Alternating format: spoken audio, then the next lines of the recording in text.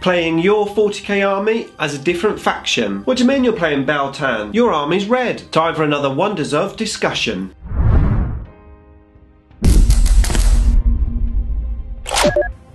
Nick speaking, and welcome to this video. Right, today we're going to have a chat about playing your 40k army as a different faction. Before that though, if you would like to keep up to date with the wonders of Warhammer 40k, then please give me a sub and hit the bell button so you don't miss an upload. Okay, so this video has been inspired by a Facebook post that I saw. Someone asking the question, if I was going to play my Samhan army as a Baltan army, would you have an issue with that? And I was reading all through the comments and it was very, very interesting, and I thought it would make a great discussion for a Wonders of video. So as always, we're going to have a chilled and chat discussion about this topic. I really hope you enjoy it. So we've had the release of the new Eldar Codex, and in that codex are different stratagems for different craft worlds. And this is bringing home the fact that the craft worlds are different and they do have different abilities. And I think from a fluff point of view, this is really, really good to see. It's finally coming back to how it used to be. Do you remember the old days? You had to buy one Eldar Codex and then you had to buy all the different craft worlds to go with it. So this is something that the Eldar used to have in the old days, where you actually bought a specific craft world codex. At least now it's all in one codex and you just have to pick and choose the stratagems to change your army about. But of course, Eldar are not the first codex to get this. In actual fact, it started quite a while back, mainly with Space Marines, where they introduced the chapter tactics. Now, these weren't stratagems back in those days, but you could basically pick a chapter tactics for your army and then you got some benefits for that. So for example, if you were Imperial Fist, you'd have one particular rule. If you were Dark Angels, you'd have another one. It seemed to work really well, but it did pose a little bit of a problem for players that had painted their army as specific chapters. And this is where we started to see people play their armies as different factions. So you might have a blue Ultramarines army, and then they were posing as White Scars. Of course, they look nothing like White Scars, but they were using their chapter tactics. They were using their special rules, because those are the rules that maybe were the best in the codex. Now, from a fluff point of view, I think it's really good to have these different rules for the different factions. It does make them unique, and it seems like Games Workshop are going to do this more and more. Yes, we've got the Eldar release, where we've now got all the different craft worlds and they all have their different stratagems, and I'm sure we're going to see something similar to the Tyranid release. And I reckon when the Necron release comes out, I think we're going to have different dynasties, and I think we'll have stratagems of the different dynasties. But the issue that we've got here is, if your army is painted in one particular faction, how do you go about using them as another faction?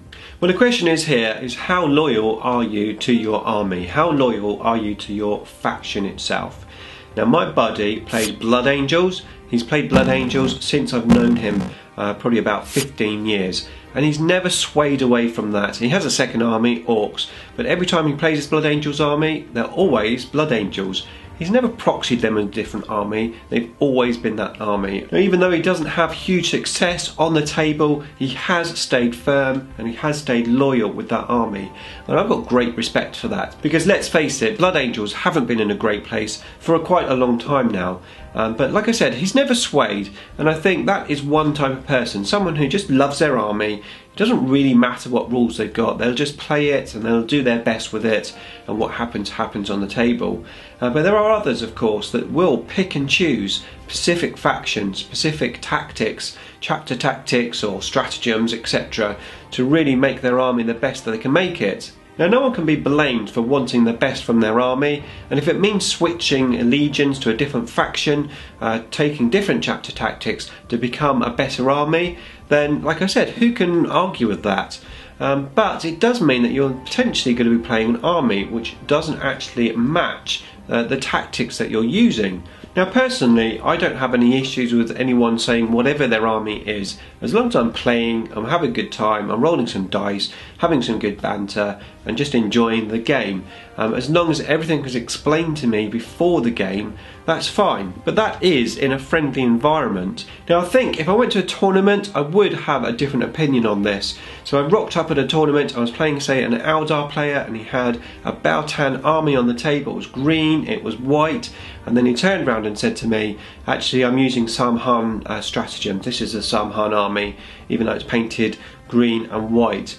Now for some reason that wouldn't sit too well with me in a tournament environment. Now when you go to a tournament, I think I'd like to see more of a professional sort of event where you've got great armies, you've got great terrain on the table, and I think part and parcel of that is to have your factions all coloured the right way. Now I know there are some tournaments just, you know, you can bring what you want, you can have unpainted models even, but I think a top end tournament you should really be taking the proper colours for your army. Now I'd love to know what you think about this. Do you think that at tournaments you should have your correct faction colours when you're playing, or do you think that also doesn't matter, just like if you were playing your buddies in the basement? Now of course there is one massive solution to this whole problem, and that is having your own chapter. So having your own Space Marine chapter painted how you want it to be painted. Have your own craft world painted how you want it to be painted. And that's exactly what I've done. I've got my own craft world, the IDICBeer. They're painted purple and white, and I can use any stratagem that I like and it will match that army because it's my own craft world. It can play however it wants to play. And in actual fact, I do have certain lists in certain play styles. So I've got the IDICBeer, which is my Samhan style, so it's like full mech with the jet bikes and vipers and wave serpents, etc. I've also got the Baltan style army, where it's more foot based and it's more aspect warrior based, you know, fire dragons and dire avengers, etc. So I can actually turn up and play my Eldar in any of those factions, and indeed it doesn't limit me in my army choice, which is really nice. And of course, if you already painted your army in a particular faction colour, that does pose a bit of a problem. But my biggest advice, if you are ever starting an army, unless you're going for an army which you absolutely love, you love the fluff, you love the look of the models, you feel loyal to that army, you've decided you're going to play that army through thick and thin, it doesn't matter how good they are, 1 minute top tier, 1 minute bottom tier, it doesn't matter, you want to play that chapter, then fine, paint them up in that chapter, in that craft world, etc.